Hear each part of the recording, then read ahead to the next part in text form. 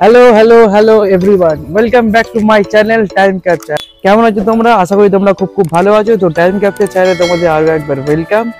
আজকের ব্লগটা রাস্তা থেকে শুরু করছি এবং সঙ্গে বাইক আছে এবং পিঠে ব্যাগ আছে, অনেক রকম ডকুমেন্টসও আছে। প্রায় মাসখানেক আগে আমি বাইক নিয়ে অ্যাক্সিডেন্ট করেছিলাম, তো ওই সময় একটু কাজের চাপ ছিল, তো বাইকটাকে আমি ঠিকঠাক মতো সার্ভিসিং কিংবা ঠিকঠাক মতো ঠিক করতে পারিনি। তো যেহেতু আমার নতুন বাইক, তো ইন্স্যুরেন্স আমার একটা পাওয়ার রয়েছে, তো আমি এখন সার্ভিস সেন্টারে যাচ্ছি। তো সার্ভিস সেন্টারে আমার কল বুক করাও আছে। তো এখন আমি সার্ভিস সেন্টারে যাচ্ছি, দেখি ইন্স্যুরেন্স ক্লেম করে এটাকে ঠিক করা যায় কিনা।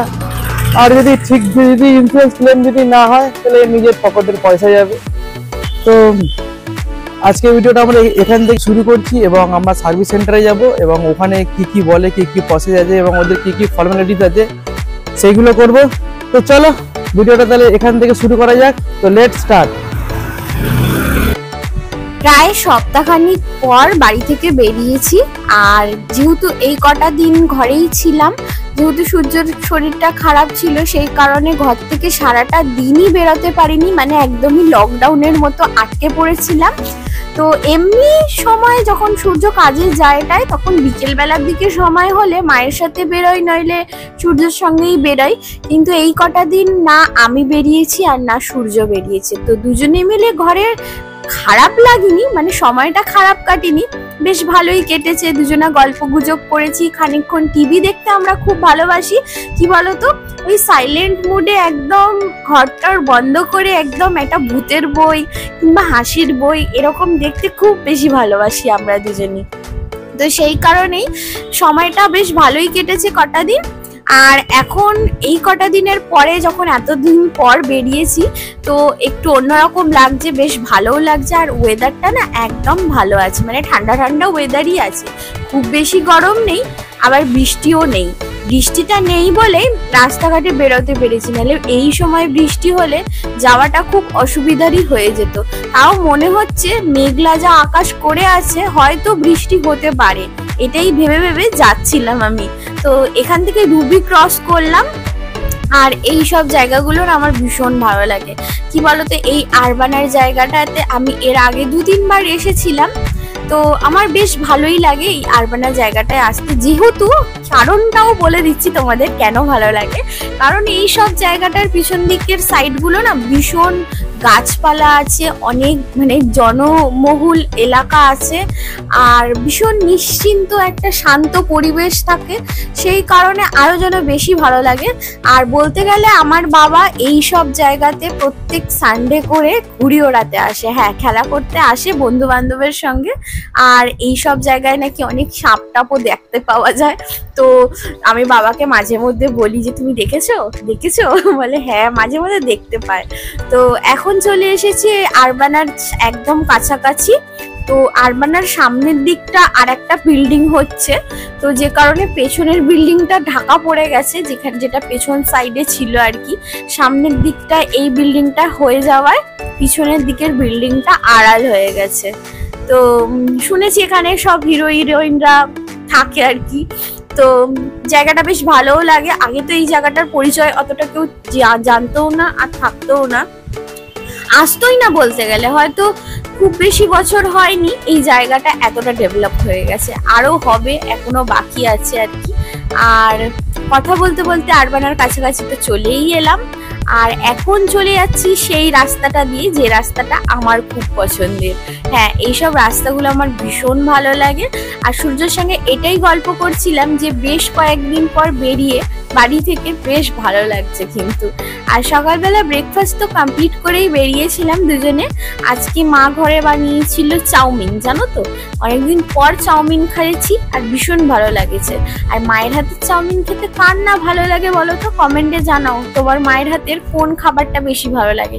কোন খাবার বলতে ভুল করছি আমি, মায়ের হাতের সমস্ত খাবারই প্রত্যেকের ভালো লাগে, তবে কম বেশি তো হয়। তো আমার বেশি ভালো লাগে চাউমিন খেতে, জানো তো চাউমিনটা পেয়ে ভীষণ মজা লেগে গেছিল সকাল সকাল। তো অল্প একটু চাউমিন খেয়েছি, সূর্যও খেয়েছে। আর এখন বেরিয়ে পড়েছিলাম আমরা 11টা নাগাদ। আর বেরোতে বেরোতে একটু দেরি হয়ে গেছে, জানো তো একটা পার্সেল ছিল, সেই পার্সেলটা আসার ছিল বলে আরো যেন দেরি হয়ে গেছে বাড়ি থেকে বেরোতে। তো কি পার্সেল এসছে তোমাদের নেক্সট ব্লগে একটা ছোট্ট করে দেখিয়ে দেবো ক্লিপ। আর এখন চলে যাচ্ছি আরবানার ওই হন্ডা শোরুমের দিকে আর কি, হন্ডা সার্ভিস সেন্টারের দিকে। তো ওর বাইকটা কিছুদিন আগে অ্যাক্সিডেন্ট করেছিল, জানো তো একটা ও দাঁড়িয়ে ছিল একটা ছেলের সঙ্গে, আর অন্য একটা বুলেট গাড়ি এসে ওর বাইকের মধ্যে ধাক্কা মেরে দিয়েছে। আর এত জোর ধাক্কা মেরেছে দুজনেই হুবড়ি খেয়ে পড়েছে। আর ক্ষতি হয়েছে ওই সামনের দিকের চাকার ওই উপর সাইডটায় অনেকটা জোরে ধাক্কা লেগেছে। সেই কারণে দুদিন একটা গাড়ি, এই গাড়িটাকে একটা মানে একটা জায়গায় দিয়েও এসেছিল, তবে ওখান থেকে ঠিক করে মোটামুটি চালিয়েছে 2 মাস মতো। কিন্তু ওটা তো সার্ভিস করাতেই হবে, যেহেতু এখনো 3টে সার্ভিস বাকি আছে, আমাদের 2টো হয়ে গেছে, মানে এইটা নিয়ে 2টো আর কি। তো লাস্ট সার্ভিস এখনো বাকি আছে, তোমাদের তো বলেইছিলাম। আর আমাদের চ্যানেলে আরো একটা ব্লগে আরো একটা সার্ভিসও দেখতে পারবে। তো চলো কথা বলতে বলতে শোরুমের কাছে চলেও এসেছি, হন্ডা সার্ভিস সেন্টারের কাছে চলে এসেছি। আর এখানে শুধু হন্ডা না, হিরোরও সার্ভিস আছে, মারুতি সুজুকি অনেক রকমের সার্ভিস আছে। তোমাদের পরে ঘুরিয়ে ঘুরিয়ে সমস্তটা দেখাবো। তো চলো এখন ভেতরে যাওয়া যাক। ওখানে কিন্তু ক্যামেরা করতে দেবে না, আগে থেকে বলে দিচ্ছি তোমাদের। তো তোমরা অপেক্ষা করো, ওখান থেকে বেরিয়ে কি বলে তোমাদের অবশ্যই বলবো। তো ভিতরে তো ভিডিও করা বারণ, তাই আগের বারে তাও হোক আমরা লুকিয়ে চুরিয়ে ভিডিও করেছিলাম। এবারে আমরা ভিডিও করিনি, কারণ আমার বাইকে অনেক কিছু ড্যামেজ আছে, তো ওদের সঙ্গে অনেক কিছু কথা বলার ছিল।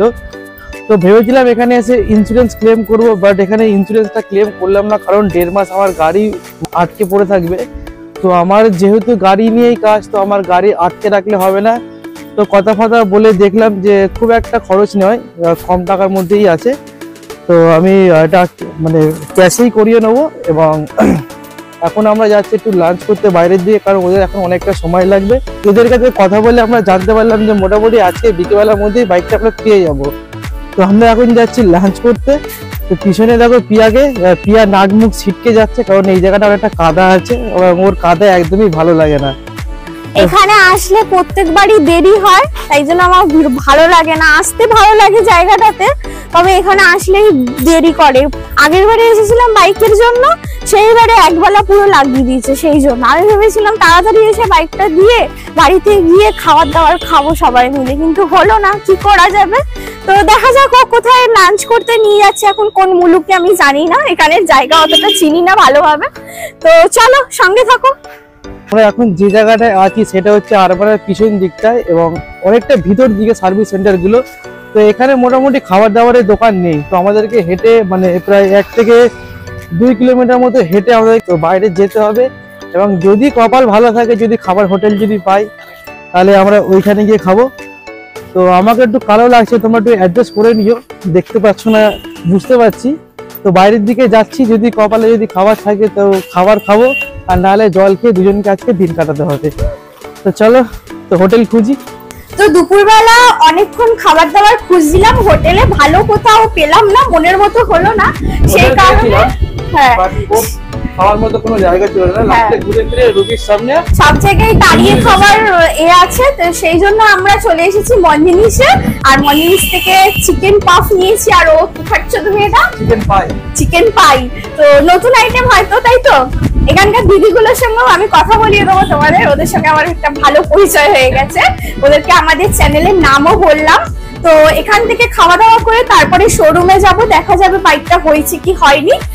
তো দুপুরবেলা ভাত খাওয়ার ইচ্ছা ছিল, ভাত তো খেতে পারলাম না, কারণ চারিদিকে যাচ্ছি নোংরা হোটেল, এবং নোংরা হোটেলে পিয়াকে নিয়ে আমি খেতে পারবো না। তো রুবির সামনে ঘুরতে ঘুরতে আমরা হাঁটতে হাঁটতে চলে এসেছি। তো সামনে একটা মন্দিরে আমরা দেখা পেয়েছি, তো ওইখানে এসে আমরা দুপুরবেলা লাঞ্চটা ছেড়ে ফেলেছি। এবং এখানেই আমার 2 বন্ধুরা আছে। তো 2 দিদির সঙ্গে দেখা হয়েছে, বোন আর দিদি, তাই তো? বয়স কত তোমাদের? 23 20? তাহলে আমার থেকে ছোটই আছে, দুটোই আমার বোন। হ্যাঁ, দুটোই আমার বোন হয়ে গেল। তো ওদের সঙ্গে পরিচয় হয়েছে। এবং তোমাদের নাম? অনু। আর তোমার? একজনের নাম অনু, একজনের নাম হচ্ছে। আচ্ছা, এখানেই থাকো দুজনেই? আমারটাও দিয়ে নাও। ওরা খুব লজ্জা পাচ্ছে আর কি, তো তার জন্য। কি করো? আমরা কাজই করি, পড়াশোনা আমাদের কমপ্লিট। হ্যাঁ কমপ্লিট, কলেজ কমপ্লিট। হ্যাঁ কলেজ কমপ্লিট। তাই ভালো, এখানেই কাজ করো তো? হ্যাঁ। আর রাত্রিবেলা বাড়ি চলে যাও? হ্যাঁ একদম। তো আমাদের চ্যানেলের নামটা ওদের বলে দিয়েছি, তোমরা কিন্তু ভিডিওগুলো দেখবে। একদম, হ্যাঁ? একদম। তোমাদের এই যে শুট করে নিচ্ছি, এটা কাল পরশু সোমবার না, শুধু সোমবারে আপলোড পেয়ে যাবে। একদম আমরা চেক করব। হ্যাঁ, তো চলো এখানে খাওয়া দাওয়াটা আমরা করে নিই। হ্যাঁ থ্যাংক ইউ সো মাচ। ভালো লাগলো। চলো ততক্ষণ তোমরা সামনে যাও আর ভিডিওটা দুপুরে লাঞ্চ করতে বেরিয়ে দুটো মিষ্টি বোনের সঙ্গে দেখা হয়ে গেল এবং তাদের সঙ্গে খানিকক্ষণ গল্প করতে করতে খাওয়া দাওয়াটা সেরে নিলাম। আর ওদের সঙ্গে কথা বলে বেশ ভালো লাগলো। ওরা আমাদের নতুন সাবস্ক্রাইবার হয়েছে, ওরা নিশ্চয়ই এই ব্লগটা দেখছে আর ওদেরও নিশ্চয়ই ভালোই লাগবে। তো চলো ওদের সঙ্গে গল্প গুজব করার পর লাঞ্চ করার পর সোজা চলে গিয়েছিলাম সার্ভিস সেন্টারে। কিন্তু আমাদের দুর্ভাগ্যবশত আজকের জানো তো গাড়িটা একদমই দেবে না, ওদের কমপ্লিটই হবে না আজকে। সেই কারণে বলেছে আগামী কাল আসার জন্য, কিন্তু আমার মনে হয় না কালকেরও পাবো বলে। যাই হোক, ঝমঝমিয়ে বৃষ্টি নেমেছে আর হেঁটে হেঁটে বাড়ি ফেরা অসম্ভব, সেই কারণে গাড়ি করে বাড়ি ফিরে যাচ্ছি। আর আজকের ব্লগটা যেতে যেতে শেষ করে দিচ্ছি। দেখা হবে তোমাদের সঙ্গে নতুন একটা সুন্দর ব্লগে। সবাই ভালো থেকো, সুস্থ থেকো আর সকলকে ভালো রেখো।